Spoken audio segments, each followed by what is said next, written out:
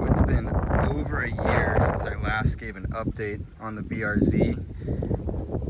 I know it doesn't look like a BRZ anymore, considering the Toyota front end. First update I've done recently is the Toyota 86 bumper swap. Traded with a guy on Facebook Marketplace. He wanted the 17 BRZ front end, I wanted the 86 front end. So we just did a direct swap. Super happy with that. There's a Rep TRD lip on there. Haven't gotten around to getting that painted, but I like the look. Gives it a lot more of an aggressive front end. Still have the 2017 BRZ headlights. My favorite headlights for the 86 chassis. Love the daytime running lights and turn signals. Moving on to the side, we have just some Amazon smoked out side markers. If you're an 86 owner, you know how fragile these are and how many you'll go through, so no point in buying expensive ones. I just buy these cheap ones. I think it's about 20 bucks for a set, and it matches the paint really well, so it is what it is. These are some Advans. Last time I updated, it was the TE37s, the white ones. These are the same spec. These are at 18 by 9.5 plus 40. These have been my dream wheels for a long time, and I'm super stoked on these. The stock performance pack Brembo's painted that bronzy gold.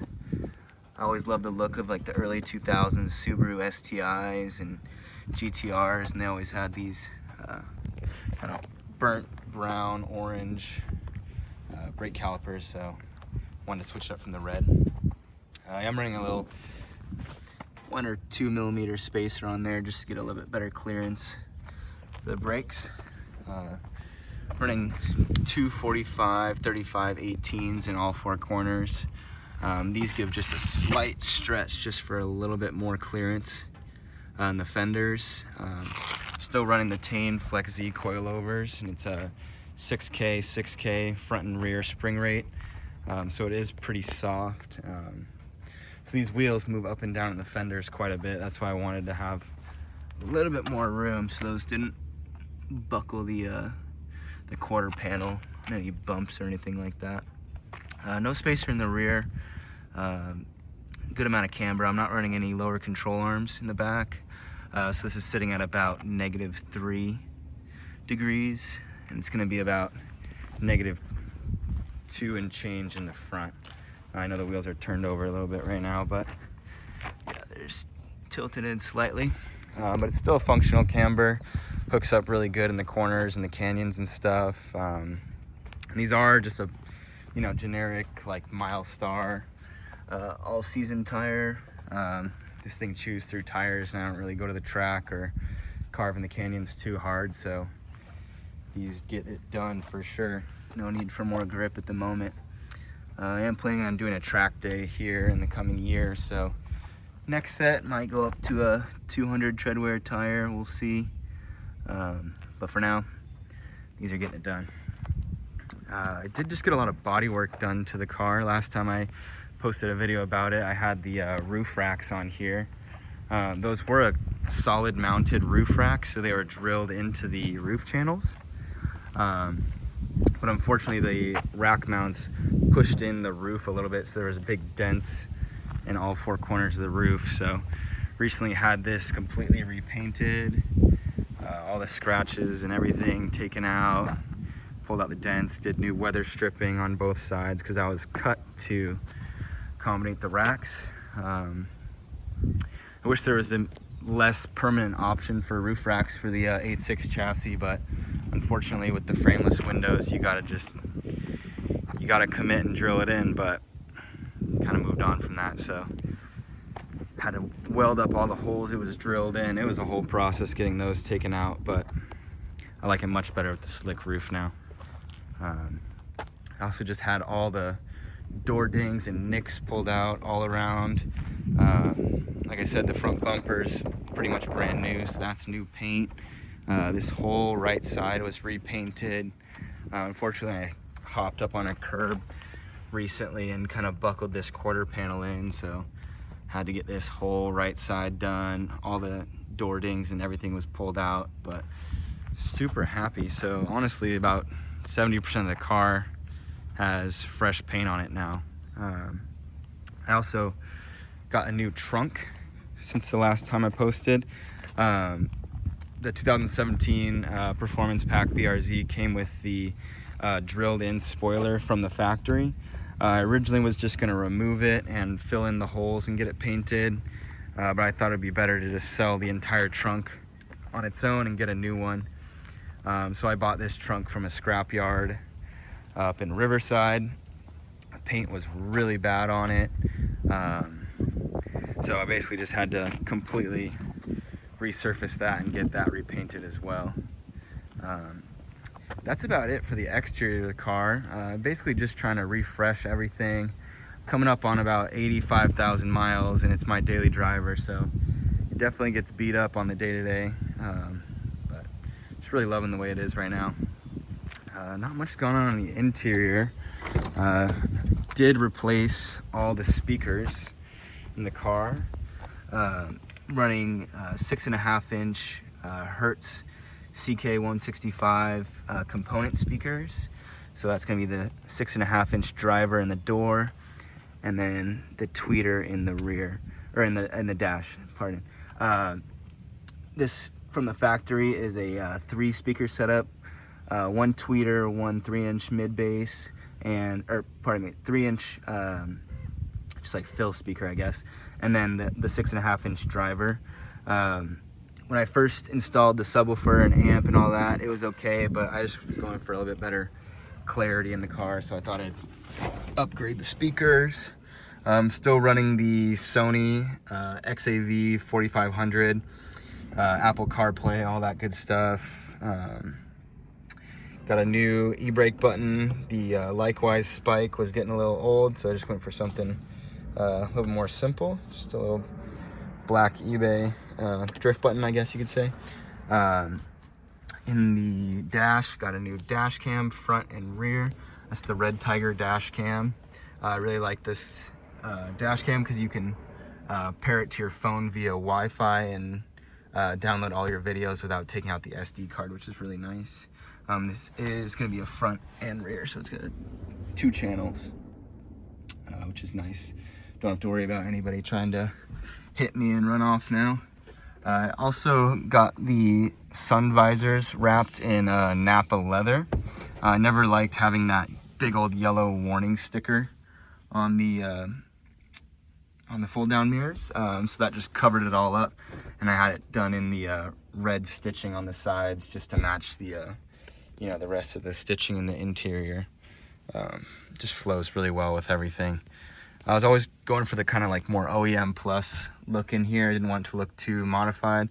That's why all the accessories are black, like the shift knob, but still has the Alcantara wrap. In the last video, I think I mentioned that this was a Racing shift knob, but that was incorrect. It's the Billetworks Fusion shift knob. I love this piece. Usually Alcantara gets all gunked up, but I've had this thing for probably 50,000 miles, and the suede on here still cleans up really nicely. Really great piece. Love that. Also have the Likewise, I think it's called the RLX reverse lockout. This thing just makes going into reverse so much easier. You can go like that or like that, and you can also adjust the height of this thing. But I currently have it on the middle setting. It's perfect for me. So I have this little guy I got in Japan here, my little co-pilot. Let's see, what else? Oh, I remounted a new amp. Instead of it being on the back of the trunk behind the rear seats, I moved it to the interior, and now it's just right behind the driver's seat. And I also took this amp out of my old truck. This is a Rockford Fosgate 1000 watt 5-channel amp. It's really small for 1000 watt amp, but it fits perfectly right behind this rear seat. And I just wired all the cables underneath the carpet just to give it a super flush, clean install. And there's no way anyone's ever gonna be able to sit in the back seat behind me. So might as well just put it right here because nobody's ever gonna be stepping on this. Let's move on in the trunk. I also did put new 3.5-inch two-way coaxial speakers in the rear. I know the rear speakers in this car are really small, and the cabin's really small, but I thought might as well just do all of them while I'm in there. I've also changed up the subwoofer setup in the trunk. Last time I had a big old truck box that took up about 1/3 of the space in here, but now I have just this side-mounted sealed 10-inch sub box.